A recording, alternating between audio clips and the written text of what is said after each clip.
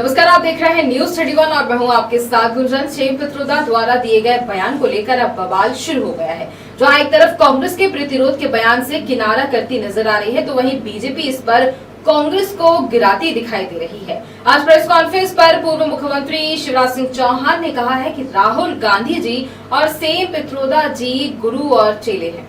Same Pitroda जी स्वर्गीय राजीव गांधी जी के भी सलाहकार रहे हैं और सेम पित्रोदा जैसे लोग ही कांग्रेस को विचार देते हैं, जिनको कांग्रेस क्रियान्वित करती है। और अब उन्होंने कहा है कि कांग्रेस अगर सत्ता में आई तो विरासत टैक्स लगा देगी।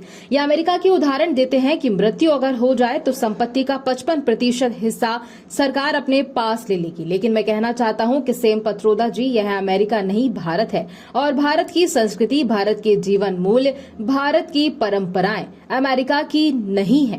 ये भारत है। यहाँ गरीब अपना पेट काटकर थोड़ी पैसे इसलिए बचाते हैं कि उनकी मृत्यु के बाद बच्चों को कुछ देकर जाएं। लेकिन इस परंपरा को कांग्रेस खत्म करना चाहती है। और क्या कुछ कहा शिवराज सिंह चौहान ने, देखिए। श्री राहुल गांधी जी और सेम पित्रोदा जी गुरु और चेले हैं। सेम पित्रोदा जी स्वर्गीय राजीव गांधी जी के भी सलाहकार रहे हैं, और सेम पित्रोदा जैसे लोग ही कांग्रेस को विचार देते हैं, जिनको कांग्रेस क्रियान्वित करती है। अब उन्होंने कहा है कि कांग्रेस अगर सत्ता में आई तो विरासत टैक्स लगा देगी। वे अमेरिका के उदाहरण देते हैं। अमेरिका जैसे देशों में यह प्रावधान है कि मृत्यु अगर हो जाए तो संपत्ति का 55% हिस्सा सरकार अपने पास ले लेगी।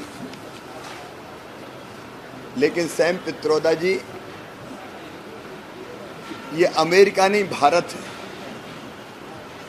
भारत की संस्कृति, भारत के जीवन मूल्य, भारत की परंपराएं अमेरिका की नहीं है। भारत भारत है। यहाँ किसान हो या इवन गरीबी हो, वो भी अपना पेट काट काट के थोड़े पैसे इसलिए बचाते हैं कि उनकी मृत्यु के बाद बच्चों को कुछ दे के जाएं।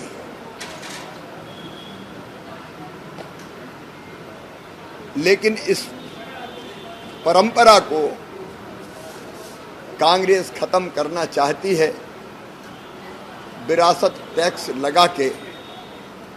ये टैक्स पहले था, लेकिन जनता के दबाव में कांग्रेस ने इसको समाप्त किया था। उस समय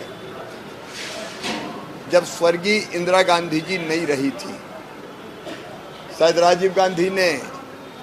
स्वर्गीय राजीव गांधी जी ने मां की संपत्ति उनको मिल जाए इसके लिए इसको हटाया हो।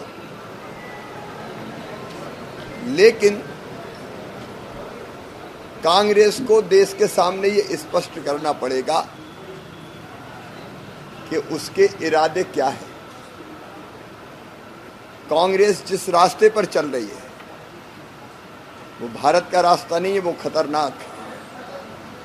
एक तरफ विरासत टैक्स लगाने की बात करती है, दूसरी तरफ कहते हैं कि जातिगत जनगणना मेरे जीवन का मिशन है।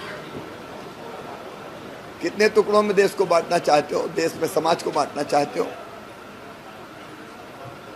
आर्थिक सामाजिक सर्वेक्षण की बात होती है। इसके पीछे खतरनाक इरादे छिपे हुए हैं, और वो इरादे हैं जातियों में देश को बांटने के। वो इरादे हैं दलित, आदिवासी और ओबीसी के अधिकारों को बांट देने के।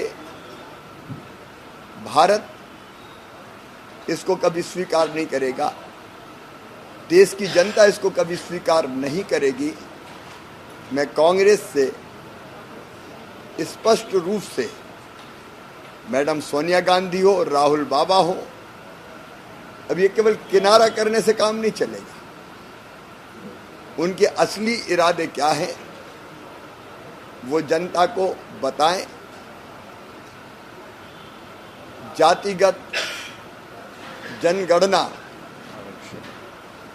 और आर्थिक सामाजिक सर्वे और आरक्षण जैसे विषयों पर वो दलित, ओबीसी और आदिवासियों के अधिकार क्यों छीनना चाहते हैं, उनको जवाब देना होगा, और नहीं तो जनता उनको माफ नहीं करेगी।